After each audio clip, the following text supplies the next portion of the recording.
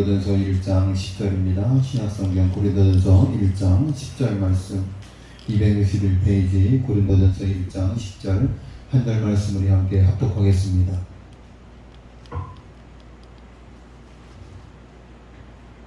고린도전서 1장 10절입니다. 함께 읽겠습니다. 시작. 형제들아, 내가 우리 주 예수 그리스도의 이름으로 너희를 권하노니 모두가 같은 말을 하고 너희 가운데 분쟁이 없이 같은 마음과 같은 뜻으로 온전히 합하라. 아멘. 우리 앞뒤 자매는 성도들과 인사하겠습니다. 식사하셨습니까? 예. 반갑습니다.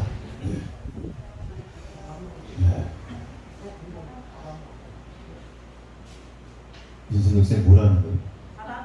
밥을 안 드셨다고? 아니, 윤 집사님 때문에 식사 맛있게 하셨으니까 인사를 못 시키겠네 이제. 윤 집사님이 금식을 하시는 것 같아요. 하나님, 이 나라 이 민족의 부흥과 발전을 위해서 금식하겠나이다. 김경수 집사님 금식을 안 드셨다고? 식사를 점심을 안 드셨다고? 묵는지 안 먹었다 가야지 어떻게. 그렇지, 동지가 있어야 되니까. 윤승기 씨 혼자만 안 드시면 섭섭하니까. 그래서 김경수 집사님 자기도 안 먹었다고 얘기를 했대요. 그런 얘기 같아, 내 생각에. 다음 주 초복이래요. 초복. 윤 집사님 토요일 날 마을에서 닭도 잡고 개도 잡고 다 잡는데, 그때 와서 드시면 돼요. 저 얘기는 무슨 얘기냐면, 교회에서도 좀 거시기가 있어야 되지 않냐, 그런 얘기. 초복인데 교회에서도 좀 뭐 거시기가 있어야 되지 않냐, 닭이든지 돼지든지 뭐 소든지 뭐가 있어야 되지 않겠냐, 그런 의미로 말씀을 하셨습니다. 아들이 자녀가 아빠에게 하는 이야기인 것 같아요. 아빠 TV 그렇게 많이 봐봤자 아무런 소용도 없어요. 마지막엔 허무해요. 이 말은 속뜻이 이런 뜻이에요. 어른이 왜 그래요? 왜 그렇게 시간 활용을 못해요? 그러니까 아빠 텔레비 그만 보세요. TV 보는 시간에 다른 일 좀 시간을 효용성 있게 쓰세요. 그런 이야기입니다. 또 아빠가 그렇게 말하면 얼마나 엄마가 서운하겠어요. 그러니까 아빠가 뭐라고 했는지는 나와 있지 않는데 아빠가 그렇게 말하면 엄마가 얼마나 서운하겠어요. 아마도 음식 만들어 놓는 것은 남편이 안 가져 아빠가 음식 타박을 하지 않았을까, 제 생각 그런 생각이 듭니다. 아빠, 제발 좀 엘리베이터에서 그렇게 말하지 말아요. 안녕하세요. 이상한 사람인 줄 알아요. 어른이 왜 그래요? 예의를 좀 지켜요. 그런 의미요. 아빠, 에어컨 좀 이제 그만 끄면 좋을 것 같아요. 옆에 어항에 있는 구피가 추울 것 같아요. 그러니까 집안에 그 어항에 물고기를 키우는데 에어컨을 너무 세게 틀어놓으면 물고기가 춥지 않겠느냐. 좀 물고기 좀 배려해라. 그런 뜻이에요. 어른이 왜 그래요? 배려심 좀 가지세요. 그래서 저희는 물고기를 안 키워요. 얼어 죽을까봐. 이게 자녀들의 잔소리에 지쳐갈 무렵 이런 질문을 받게 되었습니다. 어른이 된다는 것은 무엇일까? 우리는 다 어른입니다. 우리는 어른이 아는 사람이 한 명도, 유진이도 어른이야. 그렇죠? 어른. 자신은 맨날 자기가 애기라고 이야기하지만 23살이면 저희 어머니가 22살에 시집와서 23살에 저희 큰누님이 돌아갔습니다. 큰누님은 처음 낳았을 때가 23살 맞죠, 어머니? 그렇죠. 22살에 유진이보다 한 살 어릴 때 시집을 와서 23살에 아이를 낳았어요. 그러니까 23살이면 어른이 맞아요. 그러니까 우리 속에는 다 어른이에요. 어른이 되어간다는 것은 무엇을 의미할까? 누군가는 어른이 된 순간을 이렇게 이야기합니다. 처음으로 타인을 배려한 순간, 하고 싶은 말이 참아지는 순간, 상처를 입어도 모른 척 덮는 일이 많아지는 순간, 책임 때문에 하기 싫은 일을 하고 있는 순간, 내 방법이 틀렸다는 생각이 든 순간, 스스로 책임지려고 하는 순간, 나 자신에게 선물을 하게 되는 순간. 야, 이 마지막이 제일 더 마음에 드네. 나 자신에게 선물을 하게 되는 순간. 할렐루야. 저는 그래서 연말이 되면 저에게 상을 제가 내려요. 지난 1년 동안 참 애를 많이 썼다. 참 수고했다. 제가 그래서 이것저것 삽니다. 제 바지도 하나 사고 또 티셔츠도 하나 사고 신발도 하나 사고. 그러면 집사람이 왜 그렇게 사드리냐고 뭐라고 그래요. 1년 동안 고생한 나에게 내가 상을 주는 거야. 내가. 왜 여기 보니까는 나 자신에게 선물을 하게 되는 순간, 이게 어른이 된 순간이라는 거예요. 또 처음으로 타인을 배려하는 순간, 이게 어른이라는 거예요. 하고 싶지만 참는 순간, 상처를 입어도 모른 척 덮는 순간, 책임 때문에 하기 싫지 하고 싶지 않은 일을 하는 순간, 내 방법이 틀렸다는 생각이 드는 순간, 스스로 책임지라고 하는 순간, 이게 뭐야? 이게 어른이라는 거야. 그러니까 우리 어른들은 이러한 삶을 살아야 되는 거야. 어른이 된다는 것은 그저 단순히 나이만 먹어가는 것이 아니라는 거야. 내가 나이가 얼마 살인지 알아? 그럼 요즘 젊은이들 뭐라 그래? 이거 나이 처먹어서 좋겠다 그래. 막 혼자가 시비가 없었어요. 젊은이 까불고 너 몇 살이야? 아이고 나이 많이 먹어서 좋겠다. 요즘 애들이 그런데 아유 어르신 죄송합니다. 이게 아니에요. 그래 나이 많이 먹어서 좋겠다. 그것도 그냥 먹었어. 처먹어서 좋겠다. 그럽니다. 요즘 것들. 어른이 된다는 것은 성장한다는 것, 성숙한다는 것, 배려한다는 것. 그것이 어른이 된다라는 거예요. MBC 한 기자님이 책을 냈는데요. 자신은 뭔가 남다르다고 거창한 어른인 줄 알았는데 돌아보니 그게 아니었다는 자조적인 산문집이었습니다. 제목이 인상 깊었습니다. 고작 이 정도의 어른. 사랑하는 여러분, 어른이 된다는 것은 무엇일까요? 어린 왕자의 글귀에 이런 표현이 있습니다. 조금씩 더 나아질 때 우리는 어른이 된다. 산다는 것은 서서히 태어나는 것이다. 조금씩 더 나아질 때 우리는 어른이 된다. 우리 모든 시독교의 성도들 해가 가고 달이 바뀌고 연이 바뀔 때마다 저와 여러분의 신앙의 모습들이 조금씩 더 나아질 수 있기를 주님의 이름으로 간절히 축원합니다. 우리의 나이가 먹어갈 뿐만 아니라 우리의 신앙의 연주가 깊어가면 깊어갈수록 하나님 모시기에 예수 그리스도의 신앙의 장성한 분량 이룰 때까지 자라고 성장하고 배려하는 그런 아름다운 모습으로 변화되어 진정한 영적 어른으로 쓰여질 수 있기를 간절히 소망합니다. 오늘 우리 모든 성도들이 하나님 앞에 그렇게 진정한 어른으로 변화되어지기를 간절히 소망합니다. 바울은 고린도 교회에 생겨난 여러 문제를 해결하기 위해서 수차례 편지를 보냈습니다. 사도 바울의 마음을 몹시 아프게 한 고린도 교인들이 바울파와 아볼라파로 갈라져서 다투고 있는 것이었습니다. 이 때문에 바울은 피를 토하는 심정으로 편지를 썼습니다. 자, 그런데요, 이 참 교회가 이번에 제가 수학했던 교회입니다. 담임 목사를 청구하는 과정에서 보니까는 다 나눠져요. 당회가 제가 대전에서 사역할 때도 그 목사님께서 당에서 투표를 합니다. 담임 목사를 청명할 것인가 말 것인가 장로들 투표를 해요. 근데 장로들이 총 몇 분이었냐면 15분이었어요. 15분이었는데 몇 대 몇으로 들어왔냐면 8대 7로 들어오셨어요. 그러니까 8명은 찬성, 7명은 반대예요. 딱 한 표 차이로 들어온 거예요. 서문교회도 역시 마찬가지입니다. 서문교회도 15명의 장로님 중에 8명이 찬성, 7명이 반대로 들어왔어요. 그렇죠? 제가 신학교에 담임 목사로 들어올 때 사무총회 했죠. 임시사무총회 했죠. 투표를 했잖아요. 자, 찬성과 반대가 몇 명, 찬성이 몇 명이었고 반대가 몇 명이었어요? 혹시 기억나세요, 장로님? 100% 찬성이? 야, 이건 뭔가 사기인데? 거의 공산당인데, 이거는? 분명히 반대하는 사람이 있었을 것 같은데? 신공사님, 엑스트 찍지 않았어요? 끄덕였어. 그래서 그런 얘기가 있어요. 당회를 할 때, 장례회 구성을 할 때 짝수로 하면 안 된다. 4명이면 2명 반대, 2명 반대 그러면 결론이 안 나잖아요. 그래서 홀수를 해요. 5명이든지 3명이든지 7명이든지 뭐 그런 이야기예요. 만약에 그 교회가 16명이었으면 8대 8이었으면 결론이 안 나는 거예요. 물론 치료 목사가 권한이 있습니다만 대부분 치료 목사님들은 투표를 안 합니다. 왜 안 하냐면 나중에 원망 들을 수 있기 때문에 치료 목사님들은 투표를 거의 안 합니다. 자, 이 고린도 교회의 가장 큰 문제냐면 바울파와 아볼로파로 분당이 되어지고 있다. 나눠져 있다라는 얘기예요.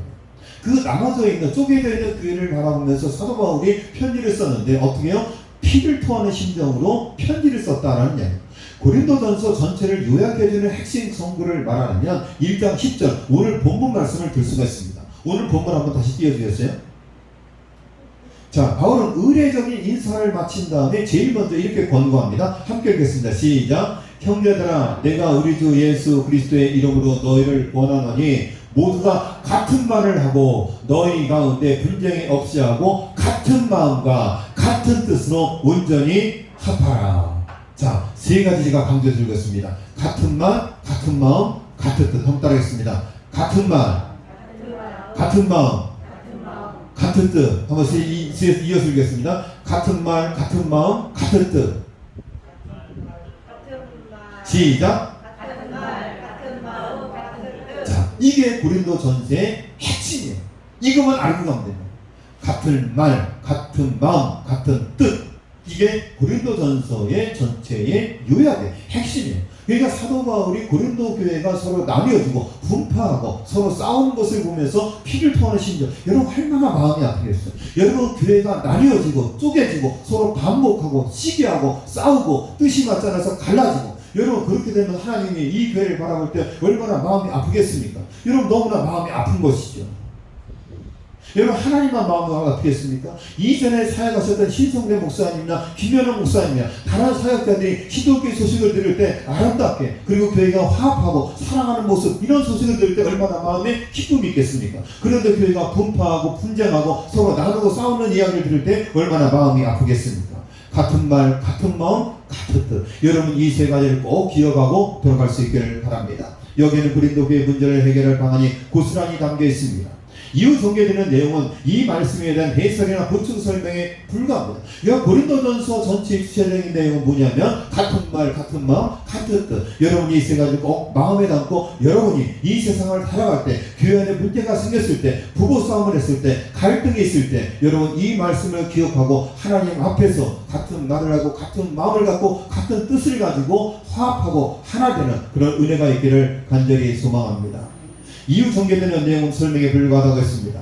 이 말씀은 재판의 판결문에서 주문과도 같습니다. 자, 판결을 내릴 때 판사가 주문을 씁니다. 사건 번호 몇 번 도관보 그러면서 주문이라고 읽어요. 주문이 뭐냐면 그 재판의 결론을 내게 되는 거예요. 그게 뭐냐면 본건을 기각하다. 주문, 본건을 기각하다. 피고인을 징역 3년에 처한다. 이렇게 결론을 내리는 것을 주문이라고 이야기해요. 그러니까 고린도전서의 주문은 뭐냐면 같은 말, 같은 마음, 같은 뜻이에요. 이것이 고린도전서의 전체적인 핵심이고 중요한 내용이다라는 얘기예요. 고린도 교회는 수많은 문제를 안고 있는 골치 아픈 교회였습니다. 그중 가장 큰 문제는 교인 간에 타당이 생긴 것입니다. 바울파와 아볼로파가 갈라져서 서로 원수처럼 으르렁거렸습니다. 정작 바울과 아볼로는 아무 감정이 없는데 추종자들이 서로를 비방하고 되게 됐어요. 여러분 바울과 아볼로는 서로 싸우지 않았어요. 분쟁이 없었어요. 그런데 바울을 추종하는 사람들과 아볼로를 추종하는 사람들이 서로 분쟁을 빚고 서로 싸웠다라는 얘기예요. 여러분 본질이 아니고 비본질적인 이야기가 아니고 서로 대립하고 싸우고 파당을 짓고 갈라지는 일들이 얼마나 많이 있습니까? 여러분 보수가 무엇이고 진보가 무엇이고 중도가 무엇입니까? 여러분 그것은 본질이 아닙니다. 하나님의 말씀이 그의 중심이 되어져야 되는 것입니다.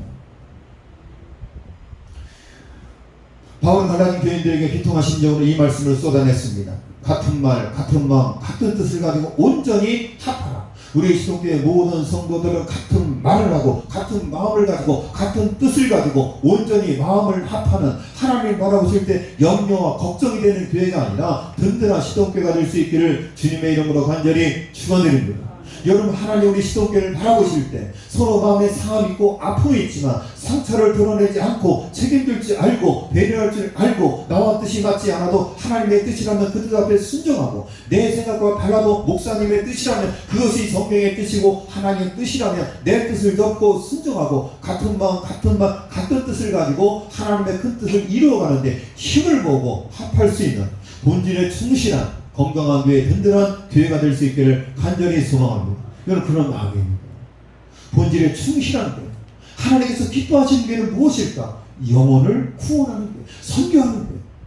여러분 그것이 가장 교회의 본질적인 사명입니다. 그래서 교회를 구원의 방주라고 이야기해요. 어제부터 그 영화를 보니까, 영화 소개하는 걸 보니까는 2012년도에 나온 영화인데요. 그 영화 뭐냐면 지구가 종말을 맞이하는, 그래서 뭘 만드냐면 방주를 만들었어요. 근데 거기서 나오는 방주는 항공모함과 같이 엄청나게 큰 배예요. 그 배를 만들어 가지고 거기에 들어간 사람들만 살 수 있는 거예요. 뭐 그런 유의 영화였습니다. 여러분 구원의 방주는 여러분 올라타야지 내가 구원을 받는 거예요. 우리 구원 열차 타고 뭐 그 찬양 많이 부르지 않았습니까? 우리 모든 시독교회 성도들은 천국행 티켓을 가지고 있습니다. 그리고 그 티켓에 부끄럽지 않은 신앙의 삶 살아갈 수 있기를 간절히 바랍니다. 같은 말, 같은 마음, 같은 뜻. 여러분 이 말씀을 할 때 사도 바울은 또박또박 힘주어서 말씀했을 거예요. 그리고 적는 사람도 힘주어서 같은 말, 같은 마음, 같은 뜻을 적었을 겁니다. 이 말씀을 저와 여러분의 마음속에 깊이 새길 수 있기를 바랍니다. 기도할 때마다, 갈등이 있을 때마다, 어려움이 있을 때마다 이 사도바울의 권면과 권고를 기억하고 마음을 뜻을 합하고 그리고 어려움과 고난 가운데서도 그 어려움을 이겨낼 수 있기를 간절히 소망합니다.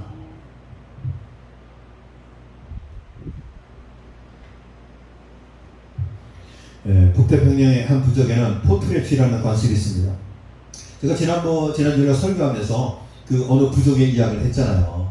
그래서 누군가 무엇을 잘못하면 그 사람을 끌어다 놓고 그 사람에게 뭘 하는 거예요? 뭐래요? 칭찬을 하는 거예요. 맞아. 그때 내가 힘들 때 당신이 위로해 줬잖아. 우리가 땡거리가 없을 때 쌀 갖다 줬잖아. 그렇게 위로해 주고 칭찬해 주는 거예요. 네가 지금 무언가 잘못해서 실수하고 잘못 저질렀지만 그러나 이전에 너는 정말 이렇게 선하고 착한 사람이었다. 그러면서 그 사람을 정죄하고 돌을 던지기보다는 그 사람의 잘했던 일을 일깨워주면서 그를 치료해주는 거예요. 그의 마음을 치유해주는 거예요. 그리고 그가 온전한 사람으로 변화될 수 있도록 칭찬해주는 거예요. 북태평양의 한 부족에서는 포트레치라는 관습이 있습니다. 이 부족은 조금 다른데요. 서로 싸우는 거예요. 뭘로 싸우냐면 하나는 큰 선물로 상대를 제압하는 선물 공수예요. 그리고 선물을 갖고도 더 큰 선물로 응징하지 못하면 지는 거예요. 할렐루야. 할렐루야. 자, 예를 들어서 제가 김호욱 장로님한테 100만원짜리 에어컨을 하나 선물로 드렸어요. 그러니까 장로님이 그걸 딱 받고 100만원? 그래, 나는 목사님 차를 바꿔줘야지. 할렐루야. 아멘지. 예화라니까 진짜가 아니야. 그 예화라도 기분이라도 좋게. 여기 장로님 차 바꿔줘야지. 그럼 차를 바꿔줬어요. 차가 비싸요? 에어컨이 비싸요? 차가 비싼데 누가 이겼어요? 장로님 승리한 거예요. 전 졌어요. 속상해. 나 맨날 졌습니다. 이렇게 선물 공세로 상대를 제압하는 선물 공세. 그래서 더 큰 선물로 증징하지 못하면 지는 거예요. 그런데 이게 문제가 뭐냐면 이 싸움이 과열되면 재물 파괴로 나타나는 엄청난 재물을 쌓아놓고 파괴하는데 심지어 집과 배를 불태웁니다. 참 이해를 못하겠어요. 참 이상한 싸움입니다. 그런데 어쩌면 이 어처구니없는 싸움이 우크라이나에서 그리고 분단된 우리 땅에서 계속되는 것은 아닐까 그런 생각을 해보고 서로 소모자고 서로 아프게 하고 힘들게 하고 푸틴도 그리고 우크라이나 대통령도 서로 전쟁에 합의할 마음이 없어요. 항복할 마음이 없어요. 계속 피나는 소모전을 하고 있어요. 그런데 서양에서 우크라이나를 돕고 있는데 이제 지치는 거예요. 피로감을 느끼는 거예요. 이런 소모적인 낭비가 유익한 것일까? 에스겔서 37장 17절에 보면 그리고 두 막대기가 하나가 되게 그 막대기를 서로 연결시켜라. 그것들이 내 손에서 하나가 될 것이다. 예언자 에스겔에게 주신 하나님의 말씀입니다. 남쪽 유다와 북쪽 이스라엘로 갈라진 민족을 다시 하나가 되게 하라는 것입니다. 이스라엘 패망의 원인은 분단에 있었으므로 이스라엘이 다시 일어서려면 분단을 극복해야 됩니다. 분단을 극복하지 않고서 평화에 이르는 길은 없기 때문에 그렇습니다.